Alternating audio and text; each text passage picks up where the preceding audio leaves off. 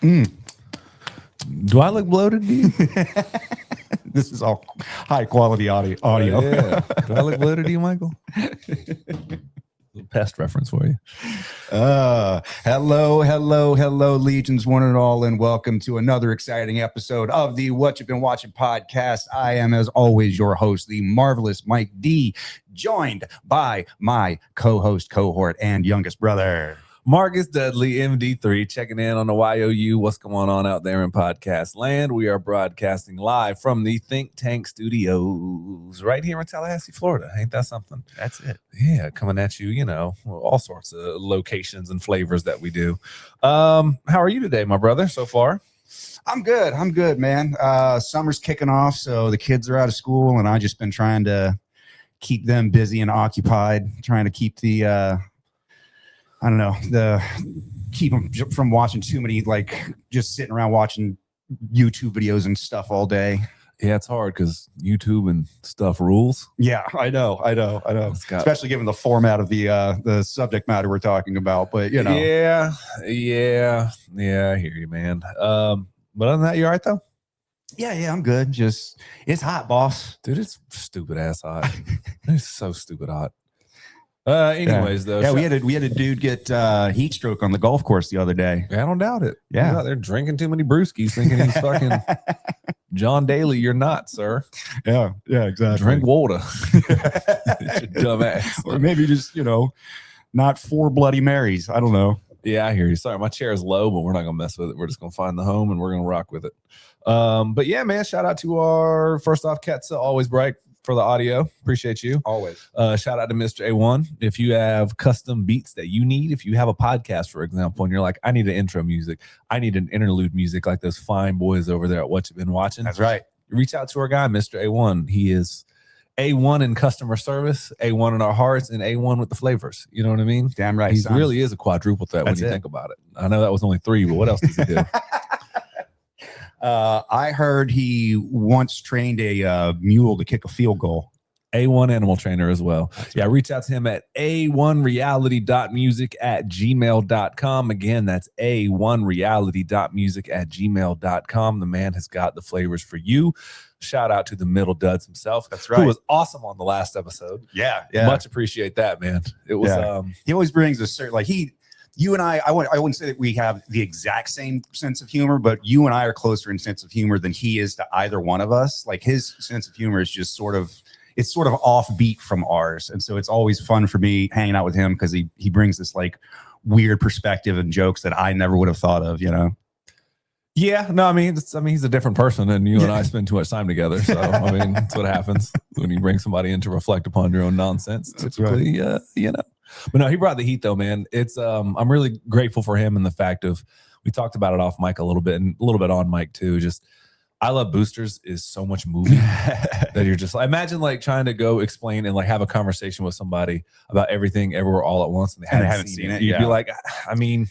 Where do I start? How do I unravel this ball of yarn that is this movie? Yeah, and then you're just gonna rattle off like, and then they loop, and then there's like this world where you have to put something up your rear end in order to get your powers, and it's like, what are you talking about? You know what I mean? Like, and then their thumbs got strong in their finger. You're like, okay, cool, I'm out. Like so.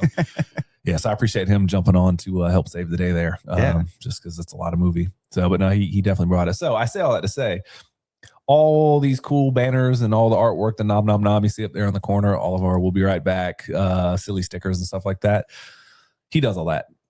And so we don't use check marks. We use the Middle Duddy's work. That's it. So if you want to reach out to him, wolf.matt.tattoo on Instagram. Yes, sir. Yep. Yes, sir. So reach out to him. Get some stuff commissioned. Where else can they find us, my brother? You can find us online at facebook.com/Dudley Bros Podcast. We are on Instagram at What You Been Watching Podcast. Nope, What You Been Watching. And Yep. we are on YouTube at WBW Podcast. Well done, sir. You can also reach us in on the Gmail at What You Been Watching Podcast at gmail.com. But that's right. They're all listed. If you find any one of those places, all the rest they're is all listed linked there. They're all linked. Yeah. Just go into our description. You'll find it. And as always, please don't forget to hit that like and subscribe button. Go ahead and pass us along, share, leave a comment, rate us, all that good stuff. Anything that's going to help boost our algorithm because we're trying to become corporate shills as quickly as possible. I'm trying to get paid. Let me pander to you, cause baby, this is your day. Something or something, your man, baby, you blow me away. Yeah, that's what I got. Let me pander to you, baby. That's it. Anyways, How about you, man? What you been up to? Man, Oh no, filling holes. I don't know. filling holes. I don't know. Not the sexual kind of way. I don't know. I kicked some dirt around the other day. I don't know, man. Radical shifts in life. It happens, man. I feel you, man. You roll with the punches. Yeah, but and they never. It's the big ones are never the ones that you see coming. It's always something that's just like, bam. Now you got to deal with this, right? Yeah. So it is what it is, man. But we it's all right. It'll grow back. I know, right? Oh man. So what other small talk do we want to make before we get going? I don't know, man. That's about it. About all I got. You know, things. Anything else special happening? Oh, shout out to the Knicks. You won. Shout out to U.S. men's soccer. Y'all probably lost by now. Let's be honest. They beat Paraguay 4-1. Like, I'm not trying to like. It's funny because other countries, when their team wins, they're like or excuse me, when America wins, they always make fun of American football or soccer fans. Like, oh yeah, enjoy your one win. It's like, and what do you do when your country wins? You fucking celebrate. Like, shut up. Right. Because you're gonna be mad at me just because doing the same thing you do. We have less success than you do. Yeah, you damn right. We need to celebrate these wins. Right. We're about to get bounced any tree around you. That's not what y'all talking I'm knocking out old ladies just for no reason. Yeah, dude. We're about to get bounced. I'm put my hand on the cash register, son. I'm talking about we winning the World Cup. Get out of here with that shit. We'll finish 16th. Let's be real. Chad picked a number. Chad picked 8. Only 6 people live in the house. His 2 fingers get more play than the U.S. men's soccer team. Oh Lord! That was almost a spit take. That was delightful. References coming at you live in effect. Oh goodness! Other than that, what are the local happenings going on? Don't invest in the future. People are content about bringing about the literal biblical Armageddon. Yeah, no shit. So let's prepare for that as best we can by making our little yuck jokes here on the show. Hey. Let me just distract myself from the impending darkness. Yeah, but I haven't gone to the movies a lot. It is the summer, so that's good. That's what I do. Yeah, man. I wish, man. I've between watching the kids and going to work, I've had very little time for myself. So bail on your personal responsibilities and go late at night. I mean, not to say it hasn't crossed my mind, 6 times today, but nah, I can't do it. So I'm boosting the power. It's okay. You know me. I put too much on myself to be like, I wouldn't be able to live myself if I just all of a sudden pulled the plug and was like, just bail. No, I don't mean for like forever. I just mean for a day. Oh yeah. Just be like, yeah, that's cool, baby. I'll be at the cinemas. That's right. Oh, Father's Day. That's what came up. That's right. Yeah, that is true. Yeah, happy Father's Day to you, sir. Oh, thank you. Yeah, thank you. You as well. Bill. Thanks, man. Yeah, man. It's fathering's tough out there. If you got father advice, reach in at What You've Been Watching podcast.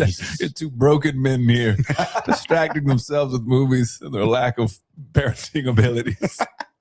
They just try to not be frustrated. Yeah. Please just don't let me murder either one of them today. Please. That's it. It's a series of enablements with my daughter. I'm like, okay, let's be cool. Let's relax. And then it's a slow poke in the ribs. For 8 hours. I'm like, yep, whatever you want. Let's do it. Let's do it. Let's keep the peace here. I cannot fight you anymore. My patience is out and I refuse to snap on you. I see things your way now. You win. You're quite convincing. I've been convinced. Who would have known that time and persistence pays off? Other than that, man, just, got some new jerseys I've been rocking. So, good. All right. The addiction continues. Yeah, this is old. Just if I see a Florida State one at Goodwill, I'm buying that. Yeah. That's just, even if I have the number, I'm like, gonna need that one. But I don't have it in that color. God, dude, that's exactly what it is. I don't have that number in that color. Yeah, I have a problem. But it's slowed down, man. I'm doing all right though. I've been working out a lot too. Been hitting the gym. Good. Yeah. Good. You can see my beefcakey baby. Right. My buttery baby. You might need to get a bigger shirt there next time, swole boy. Oh, skadoosh on him. Dude, we played a D&D campaign. Well, I was witnessing a D&D campaign. One of my favorite quotes ever. It's from Pineapple Express. But they were playing against this dragon, and our Glenn, who's been on the show before, it got to like the second level of the dragon, and all he did was like increase it by like 2 frames or whatever. Right. And I was like, oh, I just flexed and busted out. And that term has become synonymous with so much nonsense in our D&D games. Gonna flex and bust out of here. That's right. Anyways, I don't know. That's all I got. Well, Michael. Yes, sir. The reason why people tune in every other week. What you been watching, man? My man, I recently, I don't know if we've talked about this on the podcast before, but I recently rewatched the movie Frailty with Bill Paxton and Matthew McConaughey. Which one is Bill? Paxton is the one in Tombstone. Yes. Pullman is the greatest president of all time in Correct. Independence Day. Yes. Want to have a Bill Pullman conversation real quick? Or? Sure. Yeah, let's go. Here we go. It's the greatest president ever, dude. I mean, he did fight back the aliens in 96. Yeah, dude. Or 94. I know we talked about it on the show before, but it's like, Mr. President, you're too important to be like, oh, you know what I would do if I was going to get in the plane and you didn't want me to? You should sanction me. That's right. Sanction me with your army. Oh, wait. You don't have a fucking army. Let's see. Looks like I'm getting in this plane. Are you going to fly this F-14 Tomcat? Oh, I didn't think so. You know who can fly an F-14 Tomcat? Yours truly. The president. The president. Dude, it's the most gangster shit ever. Gives the most breathy speech.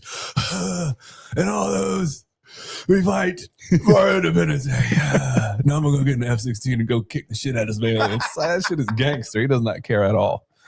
I love that. Bill Pullman, that role, it's such a ridiculous role. But, dude, I want my president flying up an F, whatever that is, shooting aliens down. The only other better president would probably be Jamie Foxx in, God, what was it? Olympus Has Fallen with Gerard Butler. No, that's White House Down. White House Down, with that's Channing Tatum. Is that Channing Tatum? Yeah, there is like a whole Olympus Has Fallen. Olympus is like there's like 2 or 3 movies with Gerard Butler. Okay, yeah, Jamie Foxx is the president. I think it's White House Down. Okay, yeah. That movie's absurd.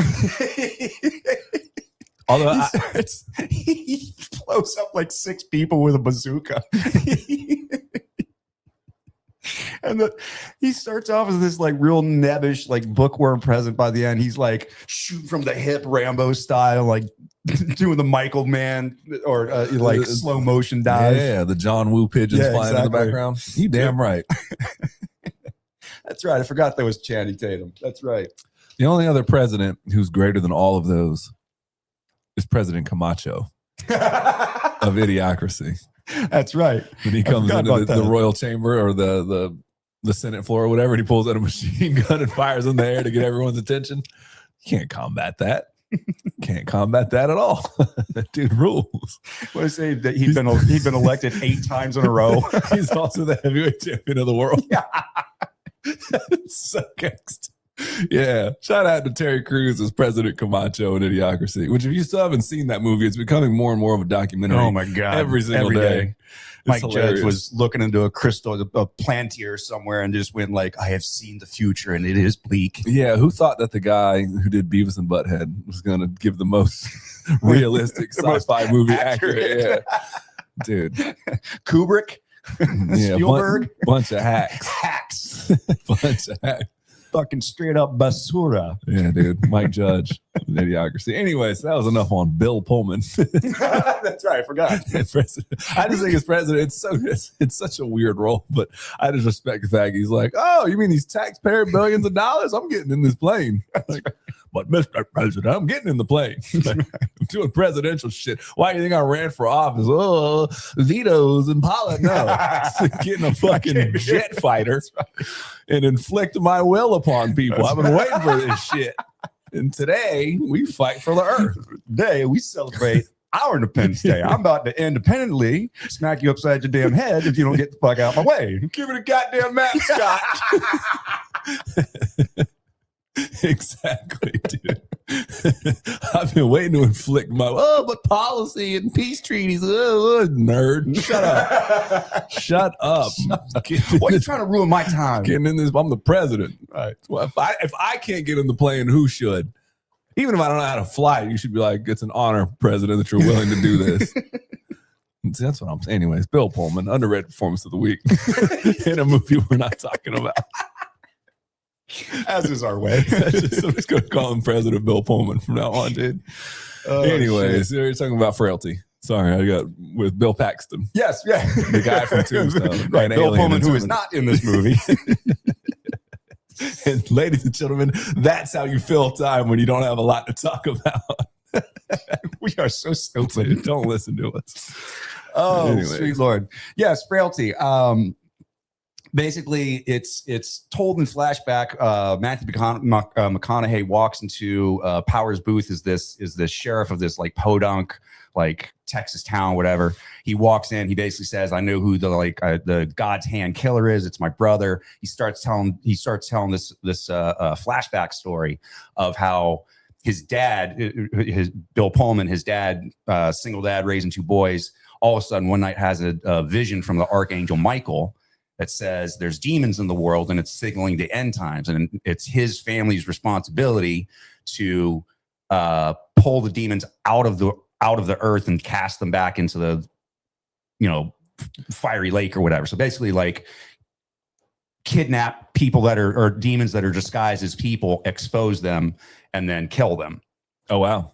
So yeah, this whole like it's very intense. It's this weird like psycho-religious thriller because the oldest boy, Fenton, is just convinced that his dad is crazy, right? But the younger kid, Adam, is completely behind this. Like day one, he's like, "Yeah, Dad, let's do this," like totally all about it. And so it's the older boy trying to figure out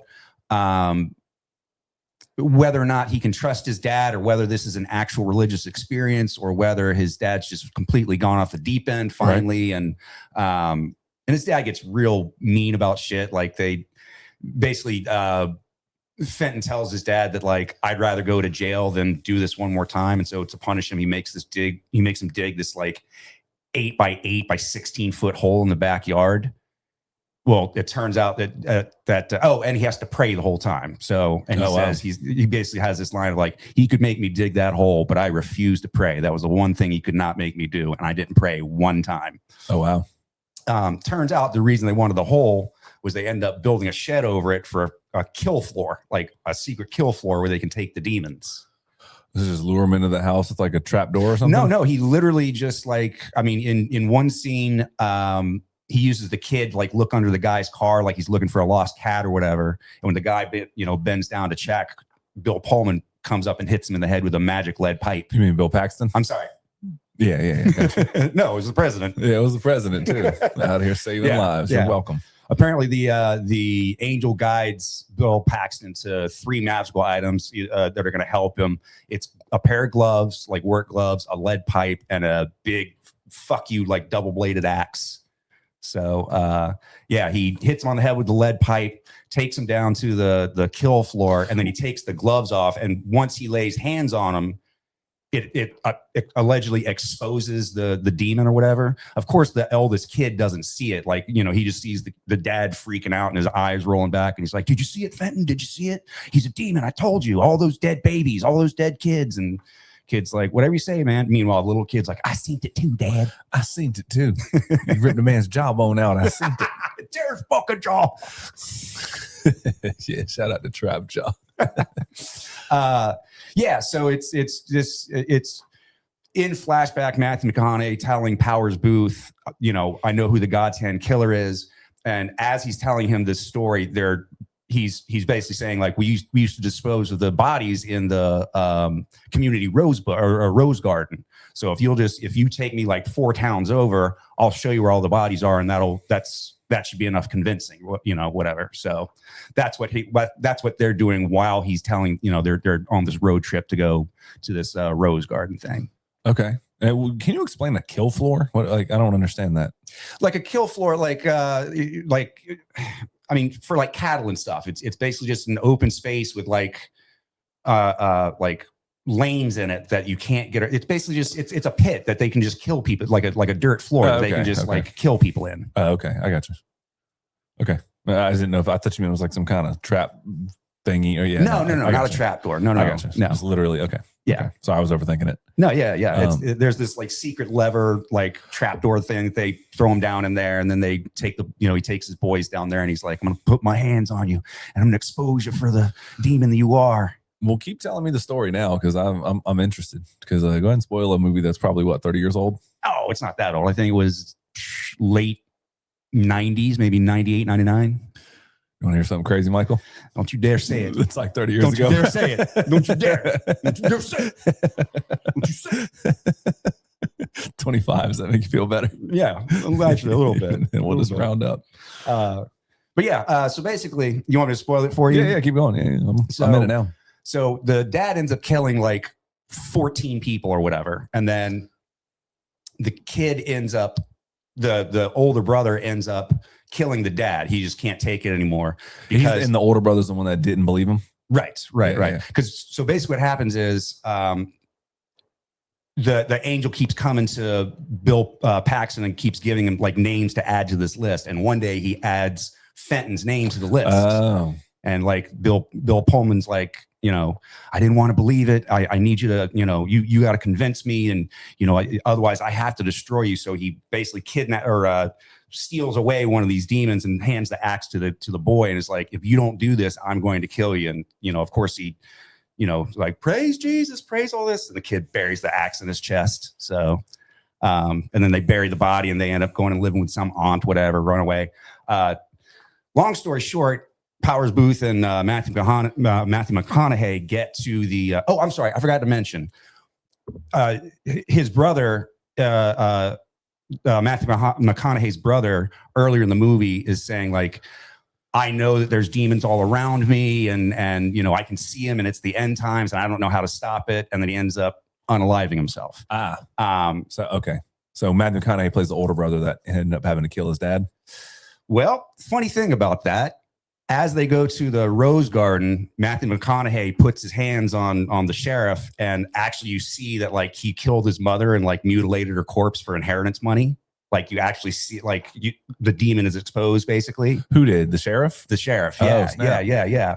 And so then the big reveal is Matthew McConaughey isn't the older brother. He was the little brother who believed the whole time. And so now he's taped. So basically his brother was a demon and ended up becoming a psycho killer, but he just did it in the exact same pattern as Matthew McConaughey did. Oh, snap. So his brother was getting all the credit for his kills. Oh, snap. Damn. Yeah, big twist. Big twist. That's pretty cool. Yeah, it was not bad. Yeah. Then he's talking to his wife and he's like, "This area is clean. We're going to move on to a bigger city." Of course it is. Man, that's pretty cool. All right. Yeah. Sorry, spoilers for a movie that's apparently 55 years old. Yeah, it came out in 1921. Yeah, no, that's cool, man. I like it. I feel like a lot of those like demonic type movies kind of went away in that time because I remember Fallen had come out around that time. Like that was kind of a thing. Like in the days with Schwarzenegger and what was the other one? Stigmata had come out. That's right. Not the Squidmata. The Squidmata, yeah.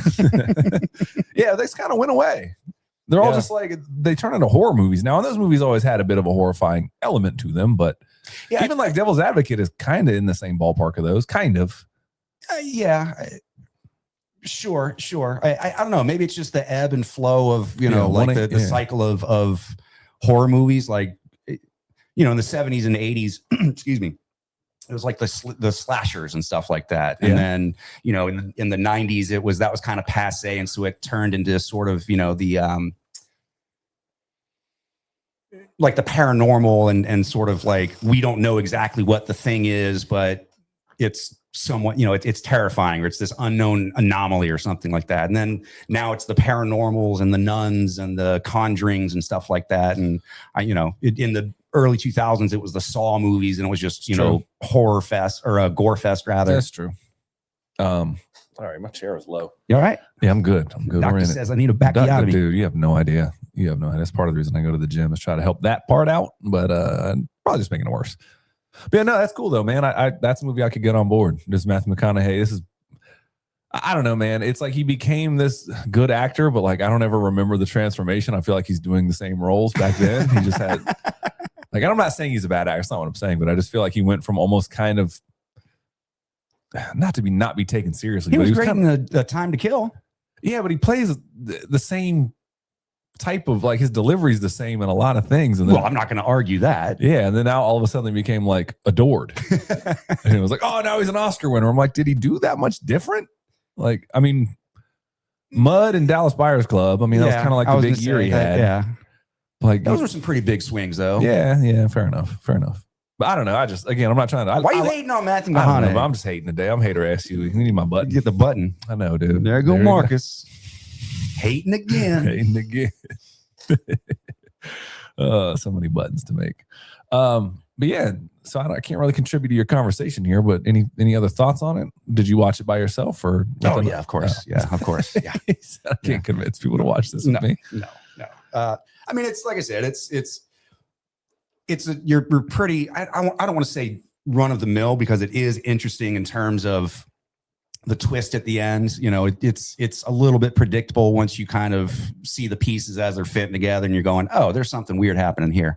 But I liked it. I think Bill Pullman was great in it. Right, Bill Pullman was great in it. I'm sure. So.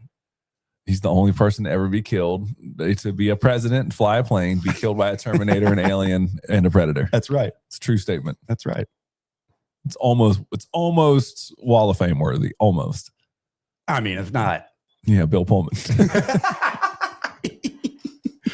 Anyways, what do you want to rate it or? Yeah, I'm gonna rate it. One religious experience that I probably just had in my head. Yeah. I was tripping acid one time and I never really came back. See, I had been licking frogs all day and yeah, exactly. I don't know, man. It would be burdensome. I did not know it would get me hot. It was just for fun. It was just for fun. Yes. But see, I don't know, man. Having something like that, the burden of if anything, you could see beyond.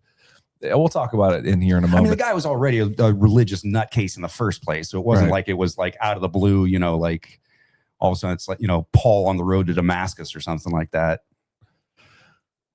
Yeah. Yeah. I don't know, man. We'll talk about it here in a minute, but there's another person in one of these upcoming movies that was burdened by something that was given to her. And, okay. Yeah. So we'll talk about that in a minute. That theme of being that character of burdened with the cross of knowledge that you can't then reverse. Yeah. So. Yeah. You can't pull back the curtain or whatever, you know? Yeah, I hear you. Well, yeah, that's enough on that, I suppose, on Frailty. I actually might want to check that one out. That would be kind of cool. Is it streaming or? Yeah, I think it's on Netflix. Okay. All right. Check it out for sure. Netflix. Appreciate you.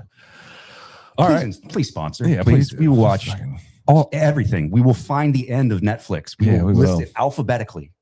We will. We will. All right. Well, you want to ask me a question so we can get to the thing that we watched together at the end? That's a good idea. Frame it that way a little bit. My brother, what you been watching? Oh my God. All right. I'm about to get fired up at you people. Okay. All right. Right here. Where's the camera? There it is. Straight down the barrel. All right. Now, ladies and gentlemen, I have some bull crap that I often suggest on this podcast. Whether it be, I'm trying to think of an example. I don't know. There's a lot. I talk a lot. I saw The Furious. Okay. The new Hong Kong action movie. And dude, this is one of the best things I've seen in terms of kung fu movies or action movies since when you leave that theater and you're just like, that was awesome. You ready to kick somebody's ass? Yeah, like the first time you see John Wick, the first time you see The Raid, in terms of kung fu movies. I mean, sure. John Wick kind of is a kung fu movie. I mean, it's gun fu. I mean, yeah, especially the later it goes on. Like the first one is probably the best movie in terms of structure, plot, character motivation. And then the other ones are just kind of like, hey, let's get him from room to room. I remember I had not seen John Wick 1 and you invited me to go see John Wick 2. And I was like, I won't know anything about it. You're like, Michael, I can bring you up to speed in 3 sentences. Yeah. Yeah, and I did. He kicks ass. They killed his dog. They stole his car. You know everything that happened in the first movie. Yeah, yeah. Widow with these things in mind. There you go. And now he's a man of purpose and intensity, or purpose and focus, he says, of intense focus. But yeah, but it was like that, man. The Furious was like one of those things. Dude, I was like, our theater, I don't know if it was just the right crowd or whatever. Yeah. So I hope I'm not trying to oversell this movie due to my personal. It was one of the better, maybe one of the best theater experiences I've had in a long time. Nice. Like people, I got high fives from people that I don't even know. Like on everything, they were leaving like, "Yo, that was awesome."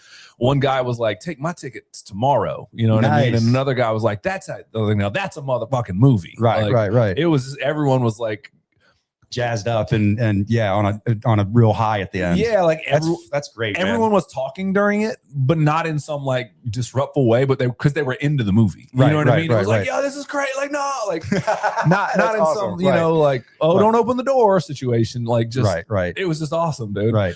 Not a single cell phone to be seen, huh? No, they were just into it. I mean, it slows down a little bit just to kind of build. I mean, you got to. Yeah. But like whatever. You can't go full throttle the entire movie. Full throttle. Yeah. I mean, there are a couple movies that do that, but this doesn't need it. It more than makes up for it by whatever slow time you have. It like when the action soars, it's on a whole new level. I would really put this up there. For those of you who don't know, I know we talk about this movie a lot. The Raid, the first time you watch that, you're like, well, that was not only was it different in the fact of its simplicity was just awesome. It's incredibly well shot. But the fighting style itself that is shown in that, I forget who did it. It was, I want to say it was Indonesian or Malaysian. I could be wrong. Malaysian. I think so. By the way, this fighting style came out in that movie that really hadn't been seen on camera yet. Much how like with Ong Bak, it was like, you had seen Muay Thai before, but never in this cinematic, like, let's get this guy who knows Muay Thai and he's a track star and he's a stunt performer and all this stuff. And he's handsome and he's, let's get all these things together in one thing. And so with Ong Bak, it was like, that was one of those few things where you would just tell people like, just go see Ong Bak. And like, what is it? Like, just trust me. Just go see it. I promise Tony Jaa literally doing awesome shit for about 88 minutes. Just go check it out. I promise you'll be entertained. I promise you. No, like if you hate, and that was one of those also DVDs, at least in our circle, that got passed around a lot. Yeah, like I remember I bought a copy and I think I ended up with 2 somehow, and I gave it to our good friend Mike Wynn. Shout out to DJ Mike. What up, Wednesday? Yeah, attaboy. And I remember when I loaned it to him, he watched it and loved it, and he loaned it to a couple people of our coworkers. And so it kind of became a thing. And then like one of his friends came over that I didn't know and was like, "Yo, what's this?" And Mike was like, "Yo, you got to watch this."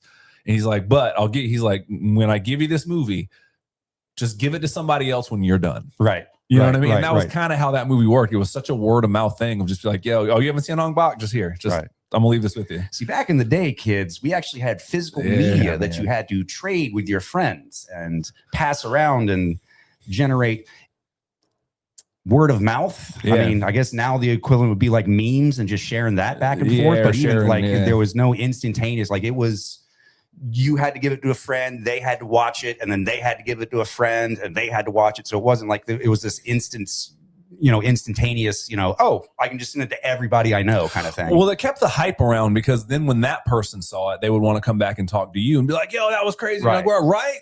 And then so it kind of kept the hype going, and then other people wanted to join in your conversations. So like, "Go check this out." And so I say all that to say, when Ong Bak came out, it was one of those like, I had never seen anything like this. Yeah. And then when The Raid came out, it was also like, okay, I'd never seen anything like this. And it's so just well done in terms of this is the best 2-on-1 fight scenes you're ever going to see. In terms of just action, balls to the wall. It's just how what's his name? I forget. The main actor's Ewo something. By the time he gets there, like the level of exhaustion, how guns are there in the first part, and by the end, it's just bare knuckles. The crime mob, "Knuck if you buck" sort of situation. That's right.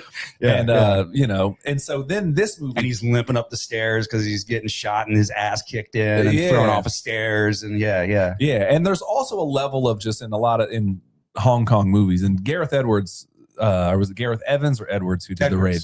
Yeah, I think it's Edwards. Mm-hmm. Yeah, because Gareth Evans did Godzilla and stuff like that. I might have those reversed. Either way, it's one of them. But yeah, he did The Raid and Bill Paxton, Bill Pullman. Yeah, exactly. He also did that movie, The Apostle, on Netflix, the horror movie that you like. The Apostle, or what is it? I think it's called The Apostle. Yeah. The Ritual? Maybe, yes. The Ritual. Yeah, about the guys who get terrorized by the Nordic demigod? Yes. Okay. Yeah, sorry, not The Apostle. Yeah, The Ritual. Yeah, The Ritual. Great horror movie, by the way. Oh my God, terrifying. Especially if you love really creepy just ambiance. Oh. Yeah. Let the crowd know down the mic. Also. Sorry. No, you're good. I'm trying to look at them and talk to them. No, you're good. You're good, brother. That's my me being bossy kicking in. That's all right. But no, a Macho Man promo. I know, right? I'll be back. Talk about you, Hogan. Cream of the crop, dude. That should be a bit. Great day. Good pull. Thank you. Yeah. When you start doing that, just do this. Just put the pinky on and just sway away. But you got to come back with more intensity. You can't do it on something you're like, it was all right, whatever. But anyway, as I say, The Furious. This I honestly would put up there with those two movies in terms of when you see it, you're just like, yeah, just go watch it. Yeah. Like I really cannot sing this movie's praise enough. It does the thing in Kung Fu in Hong Kong action films where your main protagonist can just take ungodly amounts of damage, and there's no real scale as to like whatever plot point you need for this fight to keep going is however much damage you can take at any given time. Right. One hammer hit might kill a lowly henchman, but for our protagonist, he might take a sledgehammer to the gut and spit up blood and be like, fine, 30 minutes You just later. fucked up. Yeah. Or somebody gets hit by a car at one point and they're like, you know what I mean? Like people get beaten to death. Like it's absurd. Like, Right. None of it matters. It's so it's not even campy. It just doesn't care. It's just full octane. Just like, hey, guess what? It doesn't matter. Right. We just, we need this bad guy to stick around just long enough for us to get rid of it, or like as long as we need him, and then he's done. Like, who cares? Like almost to the point where it's not like the violent, it is very gratuitous violence, but like the amount of just like extreme stuff that happens is almost gratuitous. Okay. But like in no way do you care. All right. Right. Like, you know how like Judge Dredd, it's like, we're going to switch the gun to make this dude's head explode. Sure. There's no need for that. Right. But they're just going to do it because it looks rad. Cool. Right. Yeah. It's stuff like that where you're just like, yeah, do that. So like, if you just, I'm telling you, just buy the ticket and take the ride. It's one of the, like, I fully recommend this movie. Nice. On every level. It does slow down a bit. Pretty much it's straight took in China. straight took in China. That's the plot line. I want to make so many jokes, but I won't. No, you won't. I won't. Yeah, the opening sequence is like somewhere in Southeast Asia, and that's that looks a lot like Hong Kong. I'm not gonna lie. Yeah, what do you mean somewhere? And That's pretty identifiable. And Joe Taslim, shout out to his agent, or his agent, whoever is selecting his kung fu movies. Joe Taslim. I'm about to tell you who Joe Taslim is. Whoever his agent or whoever's making his movie selections is like about to be a Wall of Famer. Okay. I'm willing to give it to him just because I don't know who the guy behind the guy is. But he was in the raid, right? He was not the main police officer, but the other guy, like the number 2 in line. Okay, I got you. Yeah, okay, yeah, he's not the bad guy, but he's on the police team. He's not Iwo, whatever his name is, but yeah, he's like the taller guy. Got you. Okay, he's awesome, right? But so he's in the raid. Points for that. He's also Bihan in the first Mortal Kombat. He's nice. Okay, yeah. So that guy, yeah. Okay, and then he's in this movie as well. And so, I mean, why not, baby? Let's go. Whoever's sending you scripts, give them a raise. Or maybe you just have the eye for it and you're like, no, I want to be a part of this. And so maybe he just likes, I mean, I haven't seen this director, I forget who does it, but he apparently has another movie he did before this that is also really cool. But if it's anything even close to this, like, then this guy's going to be on my radar for a while. Like, I should have Googled it beforehand, but yeah, man, The Furious is wild, man. And like the fighting style, the way that is it like straight kung fu? Is it a mix of like MMA? Is it like all different styles, like a kumite? No, I mean, there's definitely different styles. Joe Taslim like flips people a lot. Okay. The main guy, oh my gosh, I can't remember his name. He plays a mute. They call him the Chinese mute a lot. I forget the actor's name, but his name is Wei Wang in the movie. They tell you, it doesn't really matter. They tell you at the end that his name, but it's a fighting style I've never seen before. They slide through people's legs a lot, and they like use baseball slide. A lot, and they use the gap of like when they stretch. The opening sequence is Joe Taslim has a wife, and what sets him on his journey is she's an investigative reporter, and she goes to free all these children. And then when she's freeing them, she gets caught, and she fights her way out. Okay, and it opens on this sequence of her being like, they pick her up a lot, and like they start to drag her away, and whenever they kind of like almost wishbone her and like pull her arm, and she kind of like stretches and flips out of it into an attack stance, and you're like, wait, what is that? Okay, and she like rolls on top of people, and then that's just kind of like the opening sequence. And they use the gap of people's legs in terms of like, kicking them open and using them as like shutters, and they flip over people to then carry that person with them to use that person. It's taking their momentum with them, basically. Yeah, it's really entertaining. And at one point, somebody just kind of like surfs up and down people, and they're like, it's like this human pyramid gets formed, and he just surfs up it. It is, it's wild. And so, that's like cool. The Chinese mute guy, like he's pretty much the main guy. Him and Joe Taslim. Joe Taslim's wife gets straight Chinese tooken. That's what we're gonna call the plot. Any plot point in this movie is straight Chinese tooken. And then the mute, he's a handyman who has a brain injury, and so his daughter gets straight tooken, and so that sets them on the path. Which I learned something in this movie as well. Bathroom break advice for all our watchers out there. There's something, and this movie does it a great job. When you have two protagonists, and we know something, like we know this character's backstory and his motivation and what he knows about the mystery or the plot. We also know this character and and what he knows about the plot and his motivation for being there.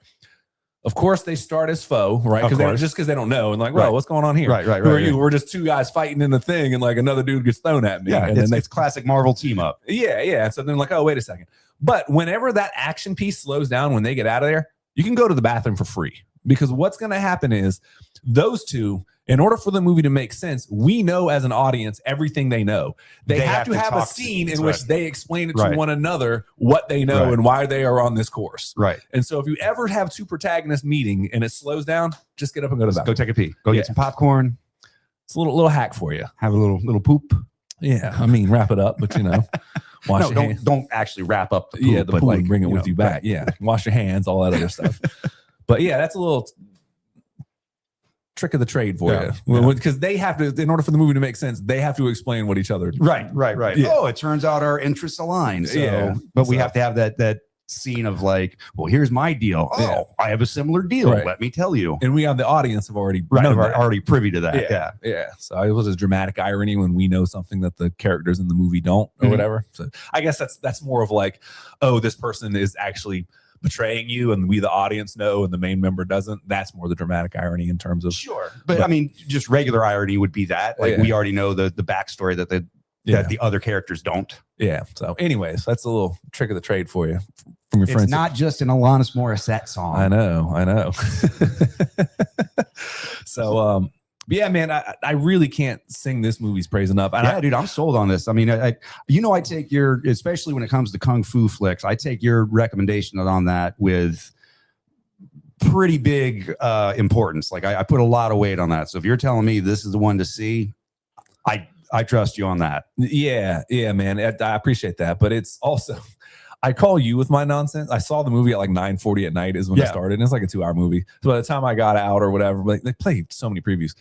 I was out right around midnight. Right. And usually if it's you, I'll just call you because you're a little, I limit it, but I'll still call you with my nonsense. Right. And especially in sobriety, I try not to do it too much. But like the one person who I rarely do with my nonsense past a certain hour is the Middle Duds himself. Right. I just don't bother him. He goes to bed like an old man. He's in bed by like 6:30 in the afternoon. I don't know if he does that, but that's me more than anybody probably. I'm done at like 9:30. I'm like, I'm good. I got work tomorrow. Whatever, we're done here.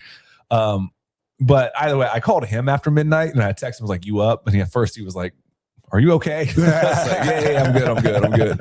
But once he answered, I was like, dude. So the fact that I called him after this movie got out, just to be like, Matthew, of all the bullshit I pitch you, of all the dumb shit that I say, this is the one to listen to me on. I promise you, I won't steer you wrong on this one. Again, I was getting high fives from people in the audience who were just like, that was awesome. Yeah. And it just ramps up. And again, it slows down to a point, but then the final sequence, I don't even want to try to, I can't even really describe it for you. It's just so absurd and ridiculous and so well shot and so violent. Does the T-Rex come in? I might as well. It's and again, the amount of damage that people can take just fluctuates. They use bicycles as weapons at one point, like whole bikes. It's bikes. Yeah, dude. So it gets my highest recommendation. The Furious, man. Go see it. So sorry, I'm just thinking of Tom Segura. I was thinking of Step Brothers. I watched my son use a bicycle as a weapon today. You yelled grape at the top of your lungs. He had a crazy look in his eye. I really thought he was going to do it. He looked at me and he said, let's get it on. I am so not a graper. Exactly. Stoops. But yeah, Stoops. man, this movie, I'm telling you, I don't want to, I'm trying not to oversell it because one is partly my theater experience, but some a-hole by the time I saw it and now, because it's been out for all weekend, it had 100% on Rotten Tomatoes. Somebody gave it a negative review and dropped it like a 90 something. But it's why? like, I don't know, because just people are contrarians. I found it to be gratuitous and overly violent and Too many Asians. Yeah, whatever it is. Like, dude, just, I don't know, man. Just, it was in subtitles and I don't speak that language. Yeah, and it's definitely an international film. You can tell that they cut around ADR a lot, which I don't care. Yeah, I'm not there for the whip smart dialogue. I want to see some dude put the bottom of his foot in the face of another dude. Yeah, exactly. And there's like clearly CGI blood a lot that gets overdone. I'm like, I if the end result, and there's a couple times I wish they would have kept the camera on that stage, but even then I can't complain too much because they gave us a good sequence before they cut. It was a decent amount of moves. It wasn't like punch cut, punch cut. It was long sequence, cut to another one, come back for a decent one. Like, I'm not really complaining, but there are times that I would have liked the camera to have stayed there just a little bit longer. But they, whatever little nits I can pick or whatever like that, like they more than make up for it. Good. Like my cup ranneth over by the end. I'm like, that movie was ridiculous. Right. So yeah, man. Everything you wanted. Yeah. And like I said, it's straight tooken, but with, again, nobody has a gun ever. It's so weird. Yeah. That's the one for, I don't know. I watch the, like the Asian martial arts and I'm just like, God, this could never happen in America because it would just be 40 Texas rednecks showing up with, Colt 45s and being like, shh, not round here, you ain't. Michael's trying to say that it takes a good guy with a gun. Yes, that's exactly what I'm saying. Yes. Thoughts and prayers. Yeah. Thoughts and wait. Okay, yeah. Thoughts and prayers. Yeah. Never mind. No. I was gonna bail, ripcord. Anyways, I will give the Furious one awesome fight in the ice factory. Ooh. Yeah, man. Okay. Yeah, man. Cool. Yeah, they slip and slide, and they also do a good job of they fight on a tile floor later in the movie, and it gets bloody as hell, and no one can get traction. I'm like, yeah, have you ever stepped on blood on either a concrete or like a smooth concrete or like a, I guess not like a, what do they call it? Like epoxy concrete floor or something like that. Not since I instilled my kill floor. No. Oh yeah, dude. It's either way. Blood on tile is slippery as hell. Like, yeah. So, but yeah, they slip and slide all over to try to fight each other, and like, oh man, like the way that they even. There's a shot sometimes of like somebody's laying on top of someone and they like roll underneath them and attack them at the same. It's like, I don't know how you do that, but it translates so well, man. Like this movie's a ride, man. Just take it. Okay. So I will rate it. One badass fight at Ice Factory. All right. Love it, man. Love it. Well, cool, man. Anything else you want to add on to that? No, not on that movie. Unless you want to ask me a question again. Let's see. Let's do this. Let's take a quick break. Okay. And then we will come back after a brief word from our sponsor, Love. We'll be right back. And we are back. That's right. From our sponsor, Love. It's a motherfucker. Don't do it. No, it's definitely worth it, man. It's a wonderful thing. Love is a wonderful thing. I forget who sings that song, but oh man, now it's gonna be like some verbal tick of mine to do this.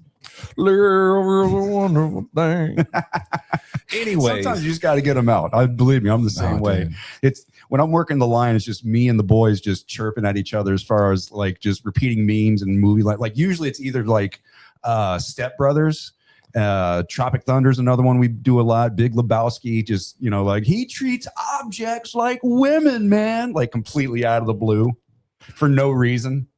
Yeah, man, that's my story of my life. That's how kitchen speak is, but I just get the verbal takes. Like before the show started, it was a body of Christ, from his body all muscled up and toned, body of Christ. Oh, what a body I wish I could call it my own. Body of Christ. Yeah. Yeah. I mean, also, what's the other one we do? I who pooped in the chili. Oh yeah, no, that we shouldn't tell them of all our mic testing. We're not ready for that yet. I can't help it if poop was funny. No, poop was hilarious. I stopped my friend the other day. He was like, "Yeah, you do that," and I was like, "First, it was talking about something really serious." I was like, "First off, you just said do." It's not just blaze past that." He's like, You're 12, dude. I'm like, I know. Oh yeah. But you said it. Now we can either both laugh at it, Yeah. and we can both have a good time. Because you were being serious and telling me something heartfelt and said the word doo-doo in the middle of it. You don't need the second do. That's on you. Not only is it grammatically incorrect, it's also hilarious. Yeah. So don't come at me about my immaturity when you said it. That's right. Really, you set me up for this. Yeah. I feel entrapped. Anyways, what else we've been watching? Let's see. Yeah. After that, man, what else you been watching? All right. I'm going to spoil some of this movie. I'm going to try to not get into it fully, but I don't know. There's really not much to spoil. It kind of gives it all away in the trailer. Disclosure Day. Okay. It's going to seem, I'm going to say a lot of things that are going to make it seem like I hate this fucking movie. Okay. I don't hate this movie. Okay. All right. There's just a lot of meat on the bone, and it gives me a lot to dislike when it does that. Right. Is it too much, or is it just like not cohesive enough, or is it taking too big of swings, or it's throwing too many things into the pot? Other metaphors I could use. I know, right? Does it strike out at home? 3-2. No, is it doing the three squirrels? Yeah, no, it's a little bit of everything you just mentioned. Somebody said that if this movie came out in the year 2005, that it would have been an all-time movie. I kind of agree with that. Okay. I mean, if you see this, surprise, it's called Disclosure Day, and it's about people revealing the existence of aliens on Earth, right? That's in the trailer. Well, duh. Yeah, so I'm not giving that's like the plot point. How they get to that point is where everything lies in between. Okay. Some people, I have a good friend of mine, shout out to the Dunmo Dynasty. He loved it, right? But okay. And I don't take anything away from that, just because it's when we talk about movies, it's how it resonates to you. Right. Sure. And you may watch a movie and go, that plot point was the dumbest thing I've ever seen. Sure. And I might go like, that plot point exactly happened in my life. Right. You know what I mean? That's something that I relate to 1,010%. And with somebody being into aliens and, he's not like a conspiracy nut, but you know what I mean? Like let's just say it caters to his interest a little bit more than mine. Did you ever hear that joke? What? Three conspiracy theorists walk into a bar. Can't be a coincidence. That's pretty good, actually. Pretty good. Patent pending. There we go. That's patent pending. From a joke book from 1955 that I stole. Exactly. From the Scholastic Book Fair. Yeah. But Sam, where was I going with this? Okay, so Disclosure Day. I put it on the short. You're talking about Dunn. Oh yeah. Okay, so it really it appealed to him, right, for a lot of things, and I guess there's a lot of things in this movie that are high concept, high brow, and it just not all of it lands. Gotcha. Okay. And part of it, there's very few movies that go for where everything blends together perfectly. I think Everything Everywhere All at Once is one that has really high concepts of what are we getting into, of humor and the tonal shifts that movie has, the high sci-fi concepts it has, the just concepts of life and just meaning. That is one movie that can kind of pull it all off, right? Even then, I think it has a few minor misses. And again, I would disagree, but again, it's how it resonates with you, right? And so it has a lot of stuff in concept, and some of it is just, I guess I'm going to kind of have to spoil it a little bit. Okay. So go watch the movie. Yeah, go watch the movie. We'll wait. And we're back. Yeah, it's a good movie. And I'm going to say a lot of nice things about it too. But part of the thing I have is I just get tired of low-hanging fruit in terms of the message of this movie is and again, there's a lot of setup to get to this point, but it's pretty abundantly clear very early on what they're trying to sell you. It's they stage it as it's kind of realistic in the fact of we're on the brink of World War III. And once again, if the concept of these aliens reaches the mass public, then it's going to change, how we view ourselves in the world, and it's going to give us something. So some people want to confine this information because, again, it's going to change religion and this and how we view ourselves, and other people want it out because it's going to, again, change it for the better in terms of our meaningless wars are going to be so small now. And so now we got aliens to fight. Yeah, exactly. Much like Bill Pullman. But they're not trying to fight him. I think the aliens are trying to more liberate in this movie in terms of like, you guys are so like we liberated Iraq. Yeah, just like that. Okay. Yeah. No, but no, I mean, I'm like, are they using that in the same? No. They're actually coming here. Like we come in peace, literally. Yeah. You guys are so close to evolving into these higher beings, and you're about to destroy yourselves. Gotcha. And there needs to be likely an intervention at this point. Okay. And so it's there's a little bit of that, but the theme of just, it's almost like you need to listen to each other. You need to understand one another. It's almost like a politician, their stance being like, war is bad. And you're like, yeah, no shit. Right. Like, how do we get there? What's your actual But we're policy? so good at it. Yeah, like war is bad. End racism. You're like, yeah, I agree with your point. It's so much fun. Well, chill out. But you know what I'm saying? It's like, yeah, it's almost like a no shit thing. It's like, no shit. Right. And so, you need to listen to each other. And there's a lot of steps in between how they get there in terms of like, I think his name's Jack O'Connell. He played the priest in Dead Man, Wake Up Dead Man, Knives Out, the third one. He played the priest, not Josh Brolin, but the other guy. Okay. I think it's Jack O'Connell, something like that. No, Jack O'Connell is Remick from. Okay. Well, either way, that guy, I forget his name, but yeah, I think his name's Daniel in the movie. I'm going to call him Daniel. Okay. But yeah, he and Emily Blunt are like imbued with these gifts, and they're trying to connect and whatever. Here nor there. I kind of forgot what I was saying, but yeah, the message of just empathy. It's like, empathy is the understanding, and they've given Daniel this key of like understanding math as this universal language. Sure. Then they've bestowed Emily Blunt with this gift of understanding humans. So the chain of events is aliens send the message to Daniel. Daniel can translate that perfectly, and then gives that to Emily Blunt, who then can translate that to all of the masses. Gotcha. And so it is cool in the fact that they set up this perfect thing, and those two almost meet each other. Like the Metatron or like the voice of God or something like that. Pretty much, like, yes. And so he is cursed with this gift of just, he can understand systems on like math being the universal language. He can understand anything. If it's like a security breach, he can just look at it and understand it. When he hears in the trailer, she starts making these clicking noises and stuff like that, he just understands. He's like, to me, I hear it in English. Like, you don't understand. My brain is translating it in real time to a point that he shows it to other people. He's like, no, I mean, I hear it, what she's saying, but it's just clicks and nonsense. It sounds like her mic went out. And he's like, no, see, I hear that in clear English. So like, what's going on? Okay. And Interesting. She has this ability. It's like the empath of like reaching human beings at their most core of understanding, right?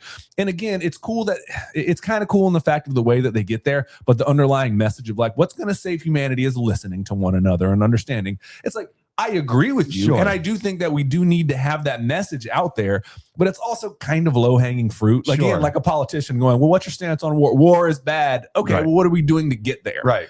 There's no shit. Well, crime is bad. You're like, yeah, okay, are we gonna do anything to help those impoverished people that are committing the crime? Like, there's no actual sustenance to the actual message, in my opinion. It's just like all sizzle, no steak. Yeah, and so sometimes the setup, and so in my opinion, the setup of the mystery is greater than the reveal of the mystery. Okay, and I'm not giving away all the plot points. You can kind of see some of these things coming, and so that's kind of one of the things. There's also things with the screenwriter David Koepp, who's he's a good screenwriter, but he does like really weird plot point things sometimes that are just annoying. There's an object that clearly, like at the end of the movie, it's just like, oh, this will solve it. And you're like, it's that nope.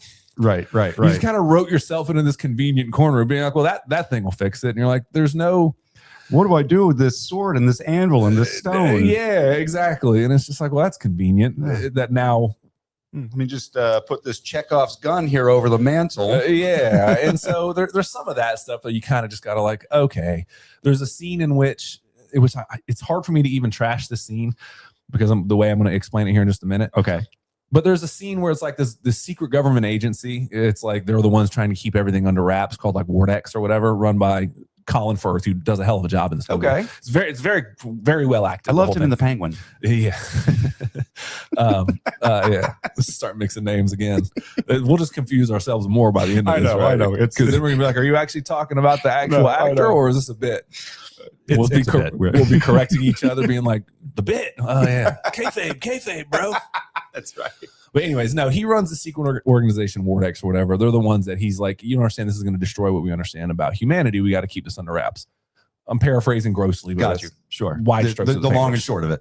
Yeah. And so, but the way that they conduct field, like they have the guy cornered, right? And they're like, oh, we're moving in on the MacGuffin device and the person.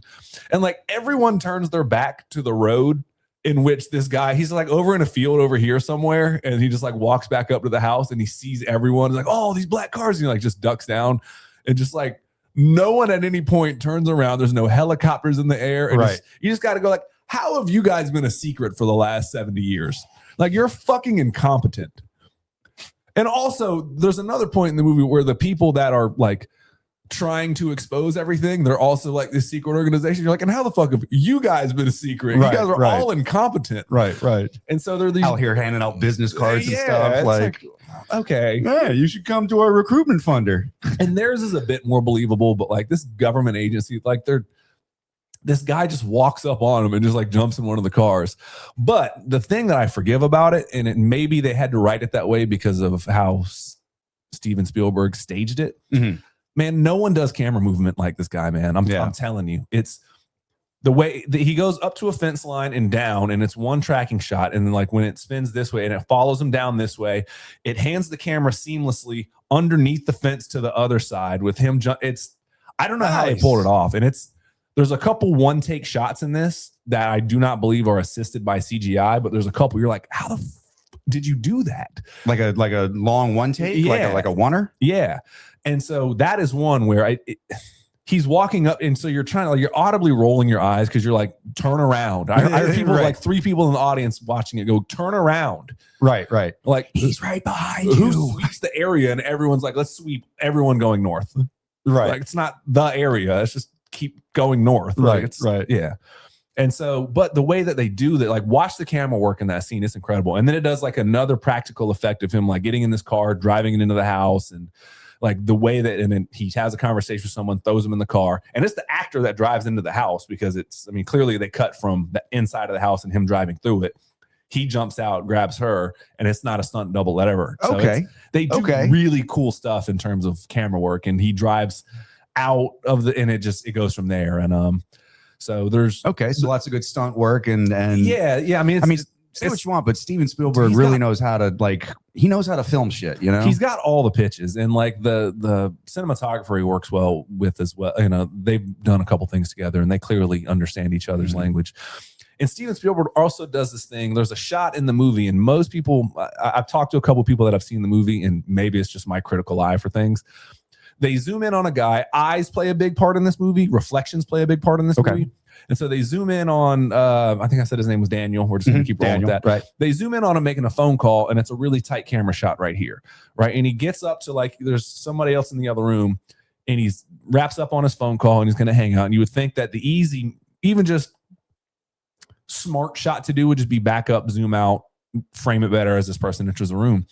And instead of that, it goes up and zooms out, and it's just such a interesting like a God's eye perspective or something. And it does, instead of zooming, like I said, just back and out, it just goes up and out. And you're like, little things like that where you're like, I didn't expect that. You know, and it's nothing like you've never seen before, but it's just a weird way of like, did you just do that on a crane that close? Like what an interesting choice. Yeah. Is this is this just like Steven Spielberg playing around and sort of just being like, I know all the conventional rules. Now I'm just going to see, like, let me just see how this looks kind of thing. Like, is he just, I mean, you'd have to ask him, honestly. I mean, we got his number. We'll call him a little later. Yeah. Steve, call us, bud. I mean, I still think he likes the challenge, and he likes, I mean, I say this word, it's getting less and less as CGI becomes more and more of a thing, but he's one of the few people I think J.J. Abrams believes in this, even though I don't think he's